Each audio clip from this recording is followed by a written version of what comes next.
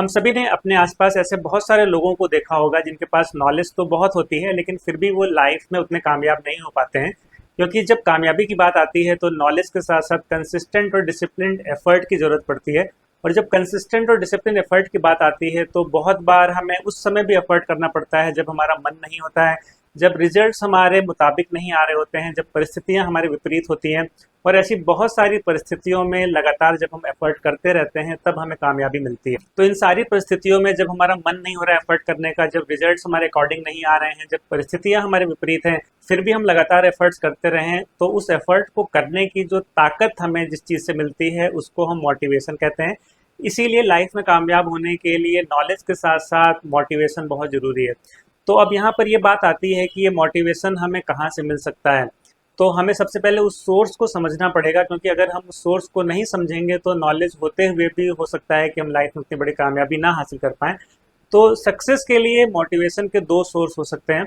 सबसे पहला सोर्स होता है, उसको कहते हैं फियर मोटिवेशन, और दूसरा जो सोर्स होता है उसको कहते हैं ड्रीम मोटिवेशन। फियर मोटिवेशन का क्या मतलब है कि हम किसी काम को इसलिए कर रहे हैं क्योंकि हमें उसमें नुकसान होने का डर है, और ड्रीम मोटिवेशन का ये मतलब है कि हम उस काम को इसलिए कर रहे हैं क्योंकि हमें उससे कुछ पाने की इच्छा है। तो इसको अगर कुछ उदाहरण से समझें तो अगर कोई स्टूडेंट किसी एग्जाम की तैयारी कर रहा है तो उसका जो मोटिवेशन है उस एग्जाम के लिए मेहनत करने का, वो या तो ये डर हो सकता है कि कहीं मैं एग्जाम में फेल ना हो जाऊं, या ये इच्छा हो सकती है कि मुझे एग्जाम में अच्छे नंबर लेके आने हैं।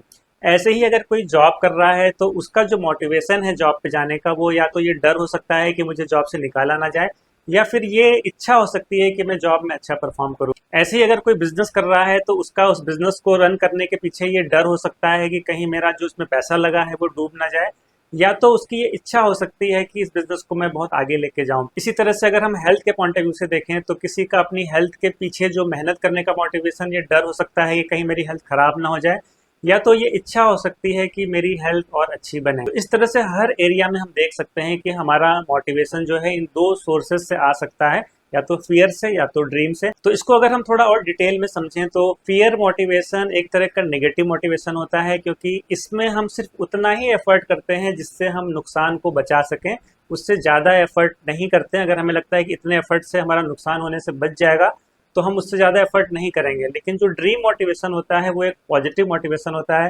क्योंकि हम उसमें तब तक एफर्ट्स करते रहते हैं जब तक हमारे ड्रीम पूरे ना हो जाएं। और अगर मैंने बड़े ड्रीम्स बनाए हैं तो हम ज़्यादा एफर्ट करेंगे, उसके बाद अगर मैंने और बड़े ड्रीम्स बनाए हैं तो हम और ज़्यादा एफर्ट करेंगे।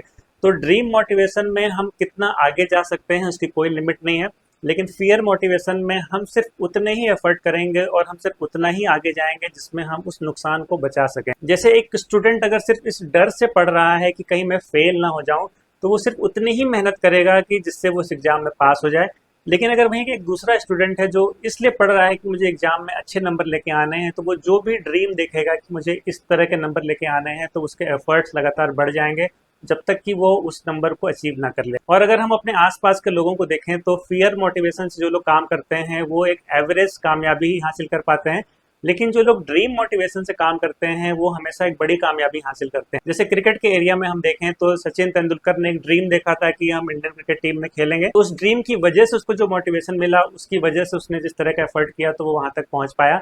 ऐसे ही धीरू भाई अंबानी और बहुत सारे लोग अलग अलग एरिया में हम लोग देख सकते हैं जिन्होंने कभी कोई ड्रीम देखा था और उसकी वजह से उन्होंने जो एफर्ट किया उसी का नतीजा है कि वो लाइफ में इतने कामयाब हुए। तो अगर हम लाइफ में एक बड़ी कामयाबी हासिल करना चाहते हैं तो हमें अपनी सक्सेस जर्नी की जो शुरुआत है वो सबसे पहले अपने ड्रीम को डिफाइन करने से स्टार्ट करनी चाहिए। सबसे पहले हमें ये सोचना चाहिए, ये डिसाइड करना चाहिए कि हमारे क्या ड्रीम्स हैं, हम लाइफ में चाहते क्या हैं, हम कितनी आगे जाना चाहते हैं। और ये बहुत ज़रूरी है कि अपने ड्रीम्स को हम लिखें, और जहाँ भी हमारी नज़र जाती है हमारे रूम में हर जगह हम उन ड्रीम्स को लगातार देखें, विजुलाइज करें, जिससे वो ड्रीम लगातार हमारी सोच का एक हिस्सा बने और हमारी सोच को डोमिनेट करें, और अल्टीमेटली वो ड्रीम ही हमें मोटिवेट करें लाइफ में एफर्ट्स करने के लिए।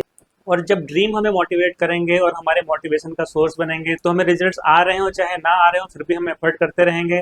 हमारा मूड है या नहीं है हम फिर भी एफर्ट करते रहेंगे। परिस्थितियां हमारे फेवर में हैं या हमारे अगेंस्ट हैं फिर भी हम एफर्ट करते रहेंगे। और यही वो अंतर है जो सक्सेसफुल लोगों में और फेलियर लोगों में होता है। नॉलेज बहुत लोगों के पास होती है लेकिन हर इंसान लगातार एफर्ट नहीं कर पाता है। बहुत सारे लोग हैं जिनको जब परिस्थितियां विपरीत आती हैं या रिजल्ट्स उनके फेवर में नहीं आते हैं तो वो एफर्ट करना बंद कर देते हैं, क्योंकि उनका मोटिवेशन जो है वो खत्म हो जाता है। तो अगर हमारा जो मोटिवेशन का सोर्स है वो हमारे ड्रीम्स हैं, तो कभी भी हमारे एफर्ट कम नहीं होंगे, लगातार हम एफर्ट करते जाएंगे जब तक वो ड्रीम्स पूरे ना हो। तो ये बहुत ज़रूरी है कि हम अपनी सक्सेस जर्नी की शुरुआत एक ड्रीम के साथ करें, उसको हम लिखें, अपने रूम में हर जगह लगाएं और हमारे वो सोच का एक हिस्सा बन जाएं और अल्टीमेटली वो हमें मोटिवेट करें एफर्ट करने के लिए। तो उम्मीद है आज का ये वीडियो आपको हेल्प करेगा सक्सेस के प्रोसेस को समझने में और मोटिवेशन के रियल सोर्स को समझने में, जिससे कि हम लगातार कंसिस्टेंट और डिसिप्लिन एफर्ट करके लाइफ में आगे बढ़ सकें। So thank you.